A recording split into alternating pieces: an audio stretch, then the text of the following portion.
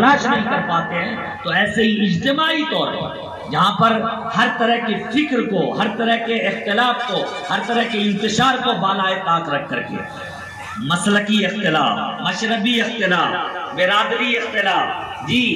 اور دین و دھرم کا اختلاف، ان تمام چیزوں سے اوپر اٹھ کر کے انسانیت کی بنیاد پر ہم سب کو کھڑا ہونا ہے، تب جا کر کے ہم کسی سماج کو آگے بڑھا سکتے ہیں، کسی معاشرے کو، کسی سوسائٹی کو آگے لے جا سکتے ہیں۔ یاد رکھیے سوسائٹی میں، سماج میں، معاشرے میں بہت طرح سے کام کیے جاتے ہیں اور وہ کام انسانیت کی بنیاد پر ہوتا ہے، اور انسانیت کی بنیاد پر جو کام ہوتا ہے اس میں کوئی اختلاف کسی کا نہیں ہوتا ہے۔ ظاہر ہے کسی کو پانی پلا دینا، کسی کو راستہ دکھلا دینا، راستے سے تکلیف دہ چیزوں کا ہٹا دینا، یہ وہ چیزیں ہیں جس میں کسی کا اختلاف نہیں ہے، ظاہر ہے کسی کا اختلاف نہیں۔ اور یہ جو اختلاف ہمارے اسٹیج کے ذریعے سے، علماء برادری کے ذریعے سے اور ہمارے اہل علم طبقہ کے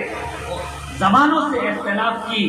لچھےدار تقریریں جو ہوتی ہے وہ صرف اسٹیج تک محدود ہے، ورنہ مجھے کوئی یہ بتائے کہ کسی آبادی میں کسی دیوبندی مکتب فکر کے دکان پہ یہ بورڈ لکھا ہو کہ اس دکان سے بریلوی مکتب فکر کے کسی بھی فرد کو سودا نہیں ملے گا، آج تک کبھی دیکھا کسی نے؟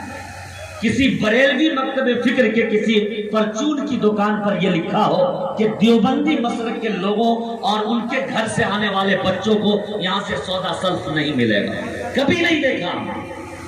کسی کپڑے کی دکان پر،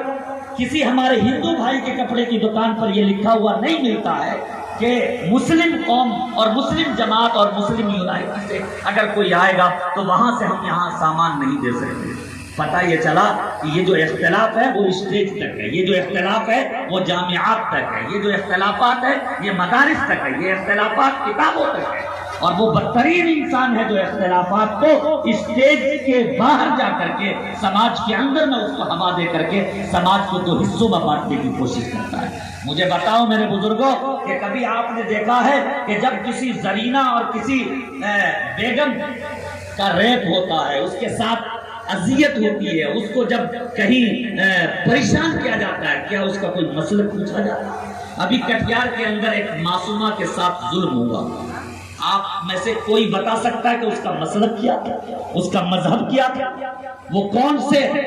مسلک کو قبول کرنے والی تھی اور دھرم کو قبول کرنے والی تھی؟ نہیں، انسانیت کی بنیاد پر ہم سب ایک ہو کر کے اس کے خلاف آواز بلند کرنے کے لیے تیار ہیں کہ ماہ نور ظاہر سے کسی ماں کے پیٹ سے پیدا ہونے والی وہ بچی تھی جس کی عزت و آبرو نیلام کر دی گئی۔ میرے بزرگوں وہاں یہ نہیں پوچھا جاتا کہ تم بریلوی ہو یا تم دیوبندی ہو، وہاں یہ نہیں پوچھا جاتا۔ ہزاروں ہزار واقعات اس ہندوستان میں ہو جاتے ہیں، وہاں یہ نہیں پوچھا جاتا، بلکہ آج ظلم والا ظلم تو یہ ہے کہ چہرے دیکھ کر کے اور لباسوں کو دیکھ کر کے لوگ اب اندازہ بھی نہیں کر پاتے کہ یہ کون ہے، اور اس کے ساتھ ظلم ہو جاتا ہے، اذیتیں دی جاتی ہے، تکلیفیں پہنچائی جاتی ہے۔ میرے بزرگوں آج کا یہ اصلاح ملت کانفرنس پورے علاقے سے آئے ہوئے مسلمانوں کو، ایمان والوں کو، جس کا کلمہ ایک ہے،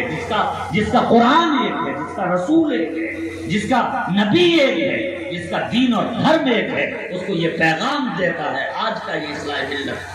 کانفرنس پیغام دیتا ہے کہ مسلمانوں اور مسلم قوم کے غیور نوجوانوں، تمہیں کام کرنے کے بہت سارے مواقع ہیں، تم کام کرو اس نہج پر کہ تم اپنی بہن بیٹیوں کی عزت و آبرو کی حفاظت کے لیے کھڑے ہو جاؤ۔ نعت خواہ کے نعت پڑھنے پر جوش و تالی بجانا اور پیسے دینا بہت آسان ہے، لیکن راستہ چلتے ہوئے اپنی بہن بیٹیوں کی عزت و آبرو کی حفاظت کرنا اور ان کی طرف اٹھتی ہوئی نگاہوں کو پھیر دینا یہ بہت بڑا کام ہے۔ آج میرے بزرگوں بہت ضروری ہے کہ وہ جو ارتداد کی ہوائیں چلی ہوئی ہے، اور یہ ارتداد کی ہوائیں ہمارے گھر کی چوکھٹ تک پہنچ چکی ہے، ہمارے گھر کے چار دیواری کے اندر ہمارے گھر میں پلنے والی بہن بیٹیاں، ظاہر ہے ان کے بارے میں ہم سب خوش گمانی میں مبتلا ہیں کہ الحمدللہ ہم مسلمان ہیں، ایمان والے ہیں، کلمہ پڑھنے والے ہیں، ہمارے گھر میں چلہ 4 مہینہ لگانے والے، ہمارے گھر میں حاجی صاحب ہیں، مولانا صاحب ہیں، امام صاحب ہیں۔ لیکن میرے بھائیوں بتاؤ تو صحیح، ہمارے گھر کی بہنیں، ہمارے گھر کی بیٹیاں جو 12 سال 15 سال کی ہے، اسکولوں کی زینت بڑھ رہی ہے، کالج جا رہی ہے اور ٹیوشن سینٹر جا رہی ہے، ہم میں سے کوئی بتائے کھڑا ہو کر کے ان کی عزت و آبرو محفوظ ہے؟ کیا ان کی طرف وہ شیطانوں کی اٹھتی ہوئی نگاہیں کیا ہم کو رات کو جھنجھوڑنے کے لیے آمادہ نہیں کرتا؟ ہمارا وہ نوجوان جو اپنا وقت اپنا قیمتی وقت موبائلوں میں گوا رہا، اپنا قیمتی وقت تاش میں اور جوئے میں اور راتوں کو گشت کرنے میں اپنے وقت کو گوا رہا ہے۔ یہ نوجوان اسی لیے پیدا ہوا تھا، یہ نوجوان اسی لیے اللہ پاک نے اسی لیے اس کو ایمان کی دولت سے مالا مال کیا کہ نوجوان اپنی پوری زندگی اسی طرح گوا دے اور اپنے گھر کی باہر بیٹوں کی عزت کی حفاظت نہ کر سکے۔ ہمارے بڑے علماء کا یہ کہنا ہے کہ اے مسلمانوں، مسلکوں سے اوپر اٹھ کر کے، مشربوں سے اوپر اٹھ کر کے اور اہل حدیث اور بریلوی اور دیوبندی اور شیعہ سنی سے اوپر اٹھ کر کے جو کام کرنے کے وہ یہ ہے کہ آج کا دور اداروں سے جڑنے کا، آج کا دور علماء سے تعلقات قائم کرنے کا، آج کا دور وہ دور ہے کہ جس دور میں اگر ایمان کی حفاظت چاہتے ہیں، کلمے کی حفاظت چاہتے ہیں، قرآن کی حفاظت چاہتے ہیں، آذان کی حفاظت چاہتے ہیں، شعائر اسلام کی حفاظت چاہتے ہیں، مساجد کی حفاظت چاہتے ہیں، تو اپنا تعلق کسی عالم دین سے قائم کیجیے، اپنا تعلق کسی بڑے ادارے سے قائم کیجیے، قرب و جوار کے اداروں سے اپنے تعلق کو مضبوط کیجیے، اور یاد رکھیے کہ آپ کا تعلق اس وقت تک مضبوط نہیں ہوگا جب تک کہ اس تعلقات کو قائم رکھنے کے لیے آپ اپنے جیب خاص سے کچھ خرچ نہیں کرتے، یومیہ خرچ نہیں کرتے، ماہانہ خرچ نہیں کرتے، ہفتہ واری خرچ نہیں کرتے۔ اور اس کو بڑے آسان مثالوں سے سمجھا جا سکتا ہے۔ ایک موبائل کو لے لیجیے، یہ پلاسٹک کا ڈبیا ہے، اس سے ہمارا اور آپ کا تعلق اسی وقت تک قائم رہتا ہے جب تک کہ اس کے اندر نیٹ موجود رہتا ہے، ایم بی موجود رہتا ہے، ڈاٹا موجود رہتا ہے۔ 3 سال کا بچہ جس کو ڈاٹا ختم موبائل دے دیجیے، نیٹ ختم موبائل دے دیجیے، 1.5 MB کا جو ڈاٹا ملتا ہے روزانہ کا وہ ختم ہو گیا 12 بجے، اور 12 بجے کے بعد کوئی مائی کا لال ہے جو اس 3 سال کے بچے کے ہاتھ میں موبائل دے دے اور بچہ خاموشی سے بیٹھ جائے؟ نہیں بیٹھے،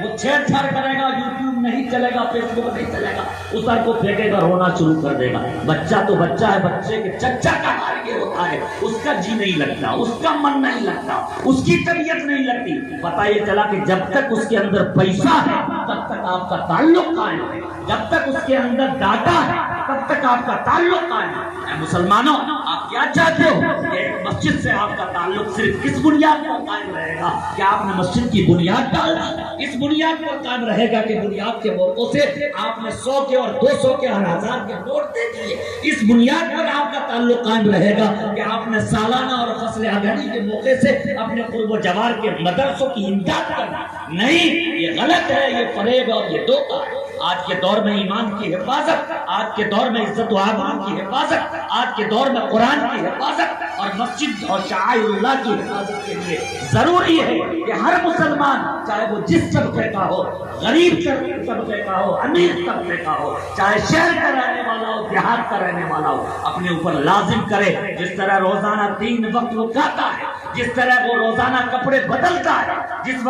جس طرح وہ روزانہ پانی کے گھونٹ پی کر کے اپنی زندگی کے وجود کو باقی رکھنے کے لیے جد و جہد کرتا ہے۔ خدا پاک کی قسم مسلمانوں، اگر ایمان کے وجود کو باقی رکھنا چاہتے، سماج کے اندر ایمان کی کشش اور ایمان کے رونق کو باقی رکھنا چاہتے ہو تو ضروری ہے کہ اپنے جیب خاص سے روزانہ، ہفتہ واری اور ماہانہ اپنے مسجدوں سے دے کر کے اپنے تعلق کو قائم رکھو۔ جس طرح آپ کا تعلق موبائلوں سے پیسوں کی بنیاد پر قائم رہے گا، ویسے ہی آپ کے ایمان کا تعلق آپ سے اسی وقت تک قائم رہے گا کہ اس ایمان کے پیچھے آپ اپنے پیسے